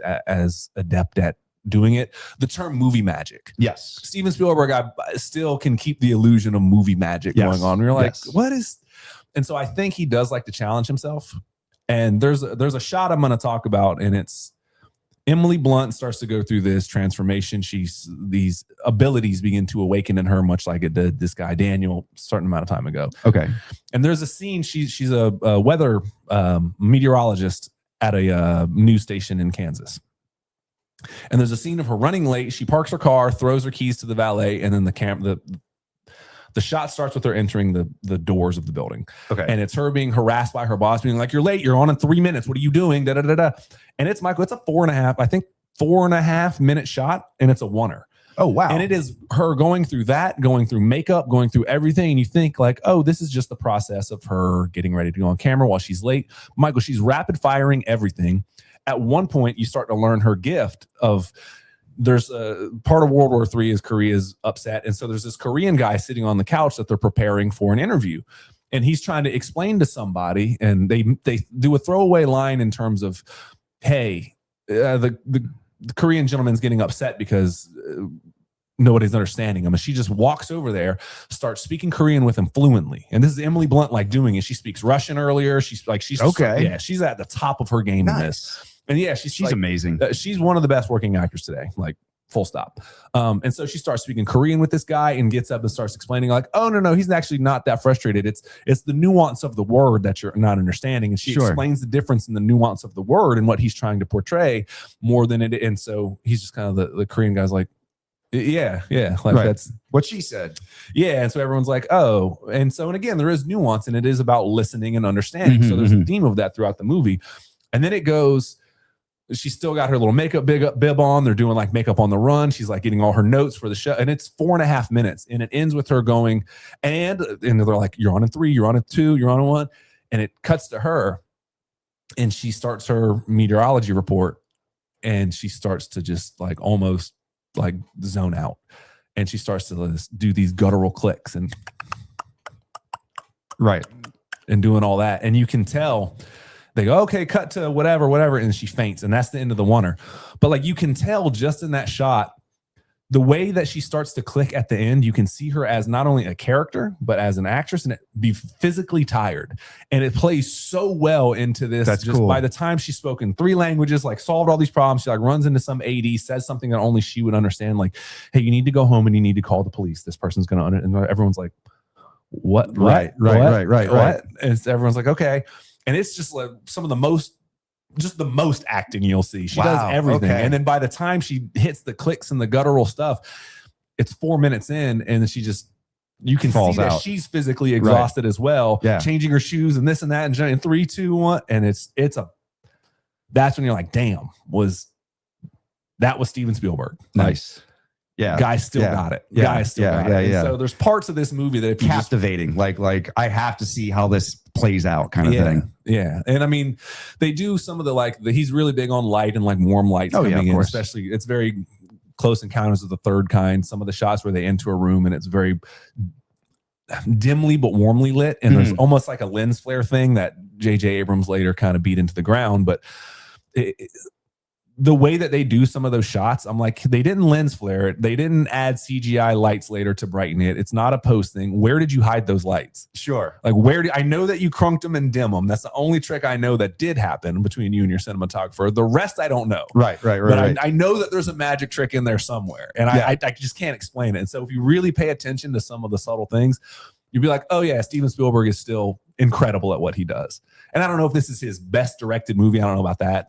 But it's almost like a victory lap. Sometimes you're like, you think the old man still ain't got it, and boom, like here's 104 down the plate. You're like, oh, okay. Right. Yeah, How you say I ain't got it? My last album was The Chronic. Exactly. You know what I'm saying? Exactly. Great pull. So there really are some plot point things to kind of pick on in terms of not all of it lands. They throw a lot up there. Some characters don't have much to do, or they're just kind of written. Like the Daniel character, he kind of and Wyatt Russell both play a role. And here's another tip from Watching and Watching. Sometimes people will start to go in the Wyatt Russell plays Emily Blunt's boyfriend in the movie, and when all these things start to develop, he's going like, "What is going on?" And he gets very frustrated. He's not on board. It annoyed my friend. He was like, he was not on board at all. They could not get rid of him off screen fast enough. Which I like Wyatt Russell. I think he's a good actor. But he is playing the role of the audience when we don't know anything. We almost need somebody to ask the questions that we are asking. Like, what is going on? Right. And so, what is this thing? What does it do? Yeah. And so there's a little bit of that, and then also the Daniel character really kind of you don't really learn much about him. He just kind of only exists as a means for everybody to converge upon. Okay. In terms of like, she's meeting to meet him, the secret agency's going to meet him. He's working for the secret one, so he's kind of the linchpin of everything. But so it sounds like he has a lot to do, but he doesn't really in a weird way. So, and again, everyone's pretty.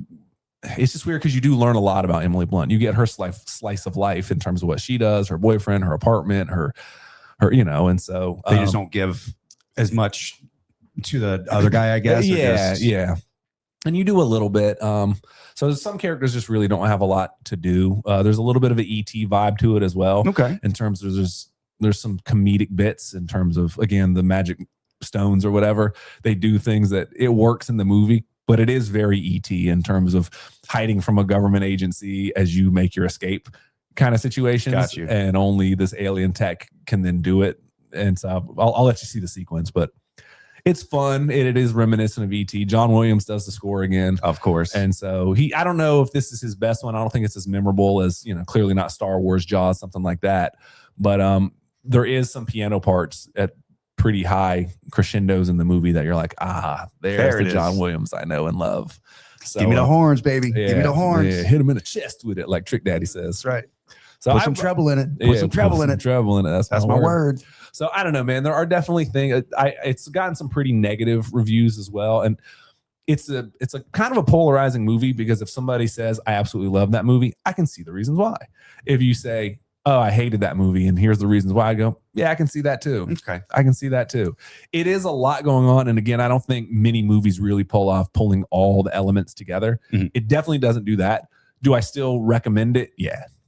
But again, I think some people are going to get varying results from this movie. So, but again, us being technical guys and Steven Spielberg fans, it's like, but it's also not hard to be a Steven Spielberg fan. I mean, like even his misses, the ones that he kind of had to take a loss on, like Polar Express and stuff like that. You're like, that's Robert Zemeckis.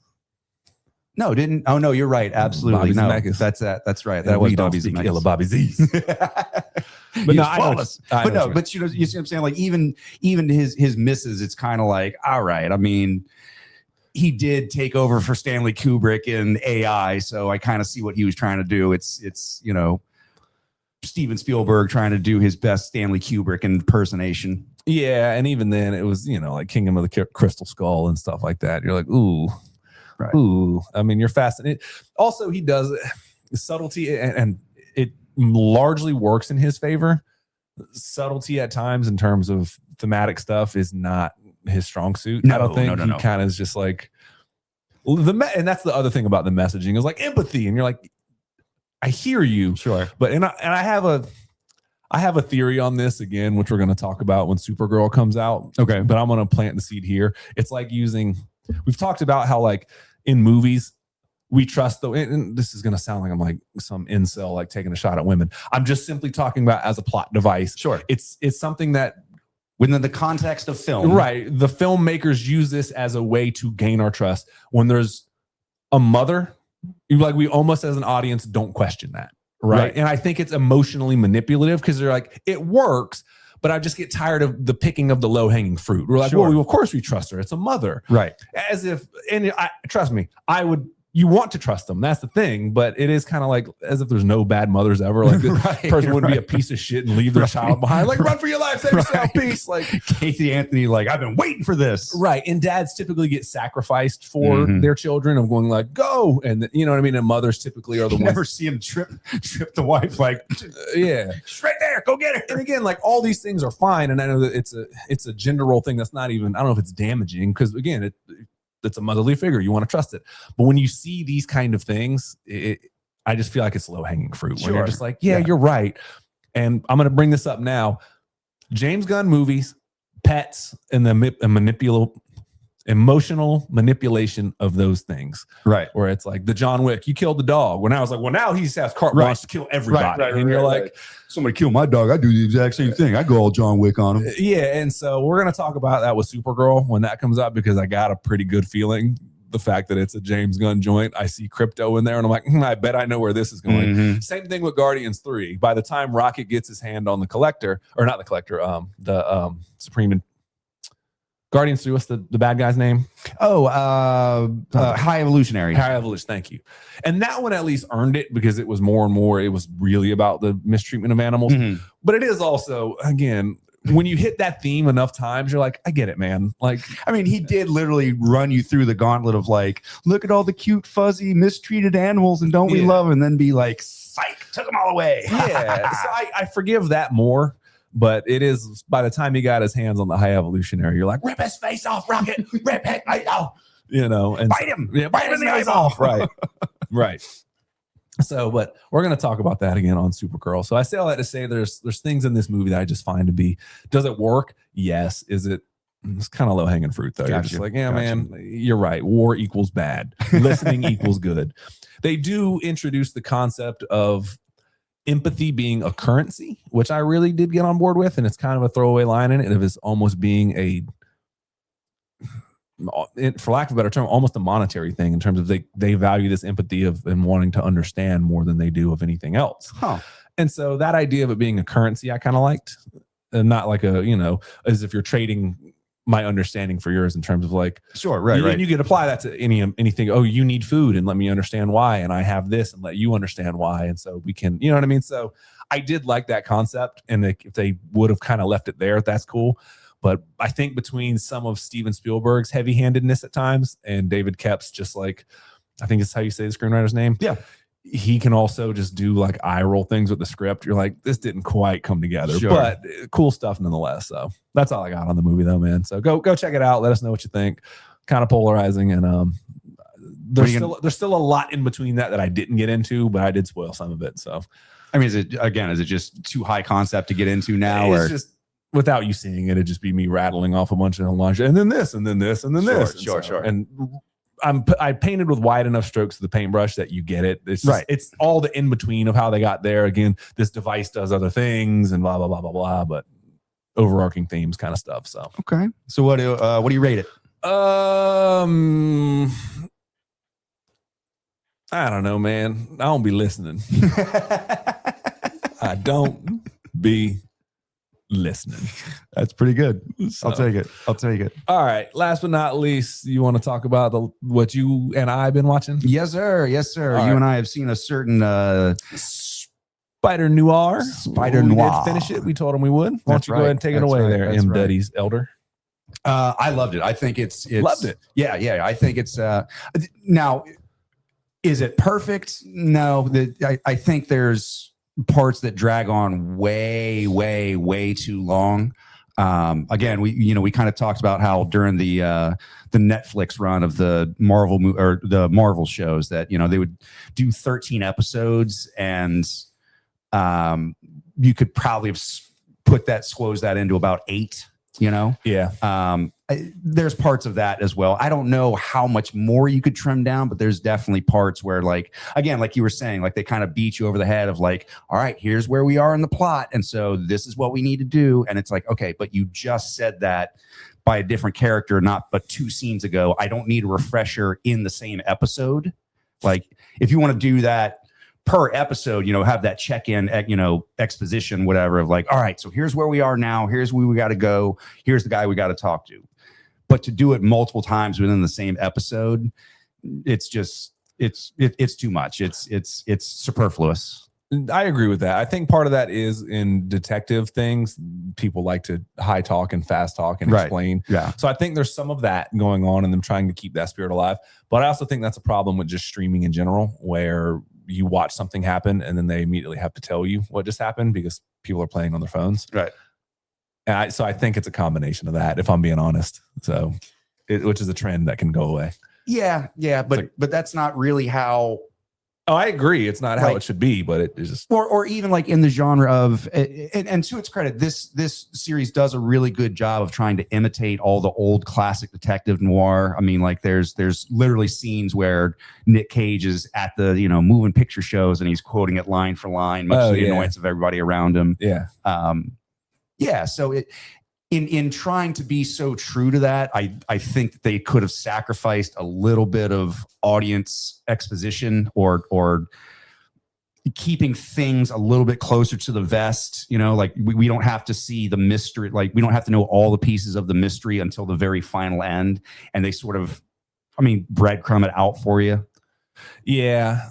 Yeah, that's true. That's true. The mystery does a little piece of it gets unfolded every episode, and then wrinkles get added. But I don't know. Overall, I mean, I don't feel like you're trashing the show. You're just no. I mean, I like Nick Cage in it. He doesn't go full, you know, like Leaving Las Vegas or Wild at Heart or anything like this. But there's glimpses where he's fairly well restrained and does his, you know, Nick Cage monotone sort of delivery.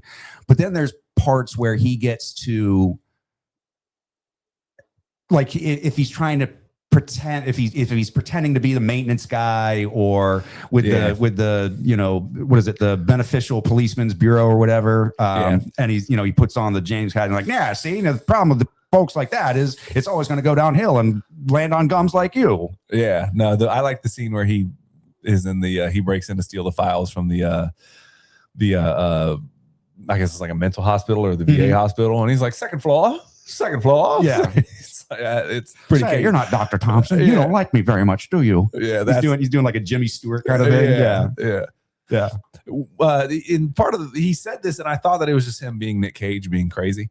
He's like, I was trying to play as a spider, pretending to be human. Mm-hmm. And then in the movie, he actually said, or in the show, he actually says, like, yeah, I had to relearn how to be human by watching the cinemas. And I thought that was a nice, by imitating actors and learning how they move and mimicking. Yeah. And I thought that was just him, like, being like, Nick, love you to death, but no one was ever going to know that choice made a difference. Right. And then when he said that and I saw the show, I'm like, oh, it actually did make a difference. Right. You are an artist. I forget. Right. Yeah. There's a couple of scenes where he's recovering and he's having nightmares and stuff, and he's doing this like spider twitch thing. Yeah. You know, when they finally flash back to his origin story, which I don't know if I really liked his origin story. I think it got a little too complicated. He got bit by a man spider. He's not a spider man. It's a man that is a spider. He's a World War I vet, and while he's over in France, he liberates some POW camp. But while he does, he uncovers this German experiment where they're trying to infuse DNA with, which I don't even know if that was a thing back then. Who knows, man? But yeah, they're exposing POW prisoners of war to I think they said irradiated or radioactive rocks and plants, and mixing with the blood of animals in order to see what kind of weird combinations they get. Anyway, he uncovers this like half man, half spider Quasimodo looking thing that immediately bites him. And so somehow he's the one that manages to keep his quote unquote humanity without transforming into like a hideous figure and gain superpowers. Yeah. I mean, it's very comic booky, but it's a comic book show, so I don't that stuff like that doesn't bother me at all. I'm like, yeah, of course, it's no different than the millions of times that someone's been resurrected. They're like, we need a point for him to get his spider powers. How are we going to do it? Well, typically it's a scientist playing around with spiders and animals in a lab. You're like, yeah, let's do that again. Let's do it and again. Yeah, whatever. So, I get you on that though. It's I don't know. I kind of like that. It was one of my favorite episodes actually is when he gets it, because him realizing his spider powers and twitching out and doing all the weird poses and him being on his back and then trying to act normal in front of the general, whatever. Yeah. And he's also explaining to to the people that are, treating him at the time. I've been here before. He's like, they pulled me apart and put me back together. They just want to use me as a weapon. I did like that. Almost it's too much to give. You'll turn into a man spider if you just get this straight from the source, but this filtered version of it, you can get these powers. And even then it turned him to a spider, so he has to pretend to be human all the time, which I just thought was kind of funny. So yeah. I love his performance. I think we might have talked about it last time, but he said in an interview that he was trying to pretend. Sometimes he was trying to pretend to be James Cagney. And then sometimes he was pretending to be Bugs Bunny. And then sometimes he was pretending to be Bugs Bunny, pretending to be James Cagney. Yeah. Again, Nick Cage, man. Which is, I mean, like, brilliant pulls. You know what I mean? Like, this is clearly a guy who is, a master of the craft, you know, like the fact that his brain would go to that in terms of like, okay, well, Peter Parker's influenced by, you know, whatever the. Sorry about that, y'all. It's a busy place here at Think Tank Studios. That's right. And, one of us forgot to close the door. sorry to screw up your train of thought there, man. It's all right. It's all right. I mean, I was just going to say, I think I was talking about, or even I wasn't talking about, this is what we're talking about now. I really love in the black and white version, because you can watch either the true Technicolor or the black and white version. I really like in the black and white version, it's very much filmed. Oh, that's what I was talking about. How they filmed in the very like old school 1930s, 1940s style. Hey, see, look at that. Right. He's good at his job, folks. Yeah. Well, where's my round of applause? Yeah, I don't have it pulled up, but it's okay. That's right. I really like how it's filmed in that very 1930s, 1940s noir style, where like when somebody takes a drag of their cigarette, there's that big plume of smoke that envelops their face, and the contrast of light and shadows. Even though it's black and white, it's very appealing for textures and fabrics and things like that. You can see the knit Spider-Man mask. Yeah, everything looks very authentic, like wool almost. Yeah, like all the jackets look wool or tweed or what have you. Leather, very reflective, and even the different jewelry and stuff like that, and even the way people wear things, it's very much that 30s. You know, all the dames have that side crooked hat. You know, big puffy sleeves on the dress, stuff like that. Yeah, the costuming that would have been a blast. Yeah, for sure. I will say I do think I prefer watching it in the true Technicolor version, though. Okay, there's a quick meme I saw that made me crack up. It was a Simpsons meme, and I think it had Mole Man up top, and it was like, I watched the black and white version because it's the old school noir feel, and then underneath that it was Homer. It was like, I watched it in Technicolor because I'm not pretentious. Right. Well, fair enough. Yeah. I mean, I don't know if it's pretentious. Like, again, it is worth it to get that sort of old school film experience. But I will say, when they add in the Technicolor, you get all of that. Plus, it is so overly saturated that everything pops. It looks very much like a comic book. I mean, like the reds are the reddest of reds, and the blues are, you know, like you can see every varying shade that. I don't want to say it's masked by the black and white version, but it's definitely brought to the forefront in the color version. They also do a lot of shots in it, even without the color, that you can tell they had black and white, it popping there in mind. It's like he'll be in a dark alleyway and lightning strikes, and it's like that almost works better in black and white, as it's the only thing that lights the screen. So I mean, you can tell that they probably had both in mind when they were doing it. And they do a lot of the classic film school style of, you know, there's the Dutch angles, and like if people are talking, they'll do the side view on the camera on the person talking, and then she's looking at the character, but all we see is his reflection in the mirror or like through the glass or something like that. Or they'll they'll do not like a star wipe thing, but you know what I'm saying, where like they'll split the screen and then they'll do a close up of like his eye while he's being examined, and then they'll cut to, you know, like on the other half of the screen, it's his wrist being tied down and he's trying to pull it free or something. A little bit comic book panel ish. Comic book panel. Yeah. But yeah, I've been watching it in black and white, so I'll probably watch a little bit in Technicolor, just kind of get an idea. But yeah, I've been watching it in black and white. So yeah. So I mean, either way, you can really tell that whoever the cinematographer or the DP is really understood that style of filmmaking, which is very, very niche. I mean, like other than you could argue Christopher Nolan does a modernized version of that in some of his movies, but that very, very, I mean, the noir genre was a very, very specific moment in time.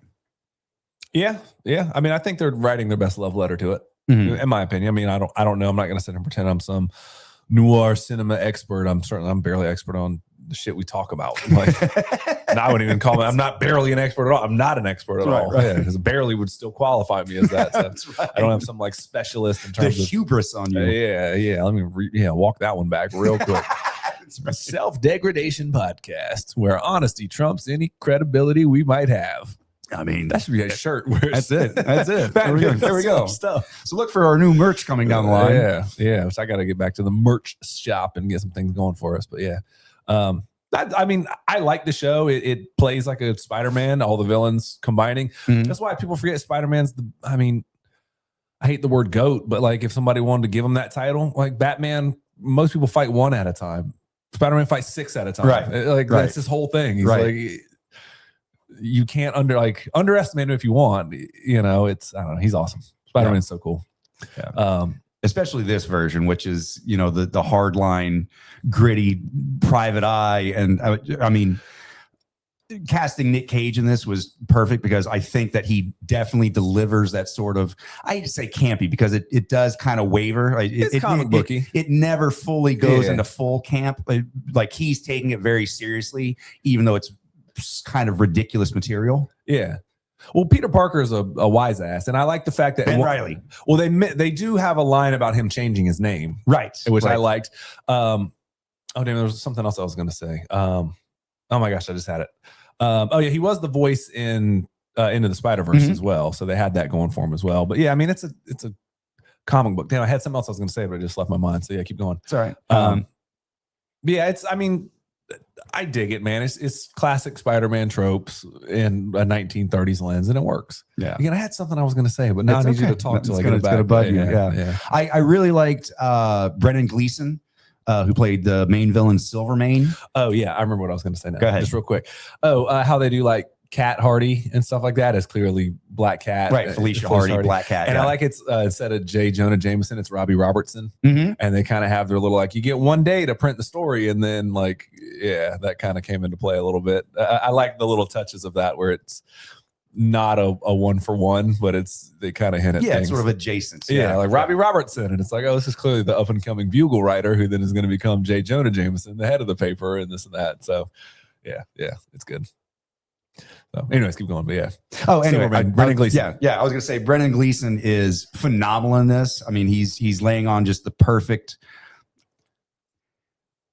He's not outright like I'm gonna kick a puppy villain, but there's throughout the whole thing you get this idea of like this is the dude who, if you mess with him, he is like you're always waiting for the strings to be pulled tight. You know what I mean? Like he plays that part in terms of you never know exactly where you stand with this guy, and that's what makes him so dangerous. And so it's like even his henchmen and stuff like that who are always trying to yes man him or something like that. They're constantly and they talk about it. They're constantly like, well, yeah, he's happy with me today, but is that just a front so that he can get closer and then, you know, basically kill me or whatever the case may be? You know, is he literally just letting me walk through the trap? I mean, he is, and that's why I like Ben Reilly. He is as silly as he is. I mean, Peter Parker is a wise ass, or Ben Reilly is a wise ass. Spider-Man classically is. He's like, I could have you on the payroll. He's like, yeah, I'm not a fan of your retirement plan. Right. Like, he calls him out on it very quickly. And he's, you know, oh yeah, I remember what I was going to say, actually. The one thing I really like about the way he portrays this character, and there's a really actually. You're talking about Brendan Gleeson or? Oh yeah, sorry. Nick Cage. Nick Cage, okay. It's in contrast to him. He does always say like, I'm a coward. He always says. Right. And he is to a certain way, but that's so he can keep up his appearance as the Spider, even though he kind of wants to stop doing it. Sure. But when he's sitting there tied to that bed chair, she's like, nah, I would just run. He's like, no, you wouldn't, because I know what type of man you are. You tell yourself that you're this, you drink because you lost your precious ruby and all that other stuff, which is true. I mean, every detective noir needs a hard-nosed, like trauma-filled past in which they drink away the pain of not only his war trauma, but his loss. But I just I don't lose my train of thought again. But when he says, I know what type of man you are. He's like, you're the same person, the man that ran in to save us all in Germany or in France and saved us all and brought us back. And then when you got back and had these powers, you chose to save more people. Right. You chose to save the city. Yeah. You're not a coward. You're a hero. Right. Stop pretending you're anything else. Right. Like, I like that line because it was like, oh yeah, despite what you are trying to drink all this away. You are a hero. Yeah. And it really did play a good role in the burden of being Spider-Man. So I like that line. But anyways, please go ahead. Sorry. I was gonna say, speaking of his drinking, I love the big reveal at the end where, I mean, throughout the whole series, Robbie Robertson knows that Ben Reilly is the Spider. They never call him Spider-Man, but it's the Spider. And then finally at the very, very end, when he reveals himself to Janet, his secretary, he's like, I'm the Spider. And she's like, yeah, you told me. And then they flash back to all the times he's been drunk in the office. Like she just walks in, he's like hanging from the ceiling, just being like, I'm the Spider. I'm the Spider for you. Or like she walks in the next time and he's just wearing like an overcoat, the mask, the hat, and his underwear, just typing away like the Spider is busy. I forgot. So he starts getting all mad, and Robbie's like, so you knew that she knew and you didn't tell me? And he's like, well, we can't have secrets amongst ourselves. But I forgot. That was a nice touch. So, the Spider for you. See, they give them opportunities to go full cage that are within. Right. Like, ham it up, dude. Here, you got it. Here's the shot. Go. Yeah, right. Yeah, whatever you want to do. You get the character, you go. And so he plays it pretty strong. Like, he does a pretty good job, actually, Nick Cage. So first time in television, by the way. Really? Yeah, he's always said, remember, he's like, he's had television offers before.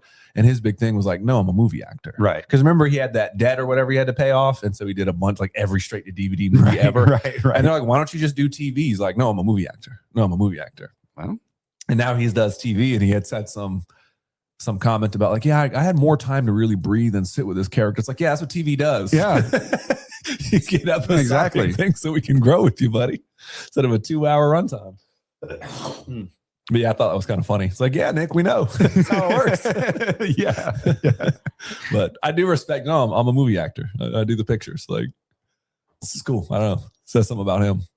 But, good on him for spreading his wings and taking a leap of faith into something that he's never done before, Yeah. So he clearly trusted it, Yeah, so right. And you can feel the Phil Lord, Chris Miller executive producer, which if I was anybody, I'd trust those guys too. Plus, like I said, he's a big Nick Cage is a big fan of the noir genre anyway, Like comic book fan, and so huge comic book fan. And so getting the opportunity to do this and be like, oh, we just want you to go be Humphrey Bogart in Casablanca for 8 episodes. He's like, I'll do it. Yeah, like it'd be hard to say no, especially once you already have a bit of an establishment of the character in the Spider-Verse movies. Sure. Yeah, why not, man? Yeah. Like, I had fun doing that. I'd like to explore that character. He seems fun. Why, and I get why they chose him. I would think that maybe a Spider-Punk, if they're going to do more of these, I think Spider-Punk, cool. He would be my next in line, I would think, in terms of. Really? You don't think Spider-Man 2099?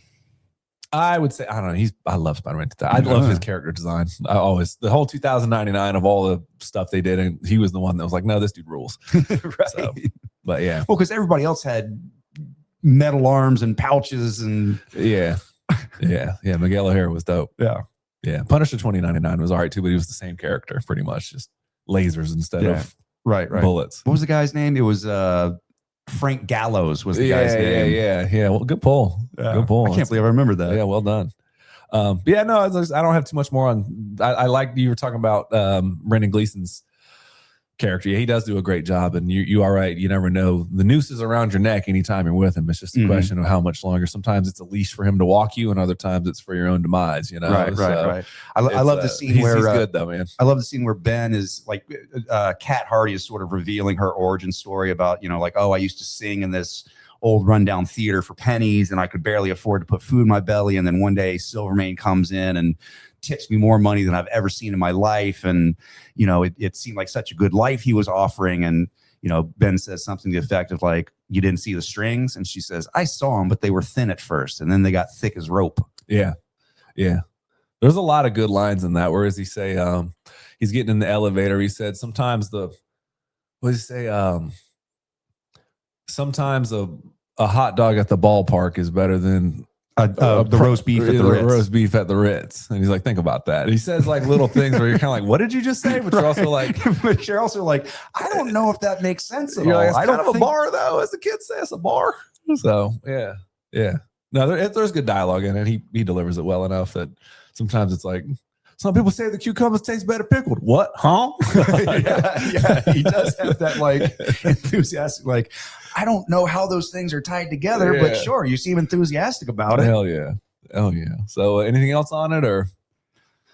No, not really. I was just going to say, I think it's a really good Spider-Man adaptation, and Spider-Man is, I mean, probably my favorite comic book character of all time. So seeing this, again, it's one of those things, and you and I have talked about this. The best comic book movies are a specific genre or about something. They just happen to have superpowers, and this is a perfect example of that. Right. I think it goes a little long. I think out of the 8 episodes, you could probably trim about 10 minutes out of each one, just because they're constantly reinforcing the story of like, all right, so just so we're clear, here's where we're at, here's where we're going. Right. You know, it's like the first 5 minutes of Dragon Ball Z, where it's just last time on Dragon Ball Z, and they spend 10 minutes like showing you all the footage of like, oh, okay, cool. So yeah, and them just floating on womp with their aura. Yeah, no, I get it. Yeah, they could tighten up, but again, it's not so out of the rails that I could feel like whole episodes would be cut. At the most part, they ended on a good note, started on a good note, like, oh, somebody gets shot, then immediately the next one they're going to answer it, and then we're going to, by the end of that one, drop you in, it's Ben Riley, and you're like, okay, where are we going here? So you're right, maybe 5 or 10 minutes here or there, but I think again, part of that's just streaming dictation being like, you must repeat what you just did. Right. People are watching on their washing machine. You have to distract them from the laundry. Yeah. So anyways, all right. Well, you want to rate it now that we've completed it as we told people we would? I'm going to give it a very hearty mercy. I can't argue with that rating. It's spot on. It's the bee's knees. See? It's the end sex ligament. See, no talkers in town. Anyways, I love it. All right, man. Well, on that note, I think that's all we got. I suppose we should just tell the people, go find something you enjoy. You know what I mean? Go to scroll through aimlessly, go to the theaters, but ultimately go watch a movie. Talk about it with somebody that you love. Till next time, y'all. Mercy.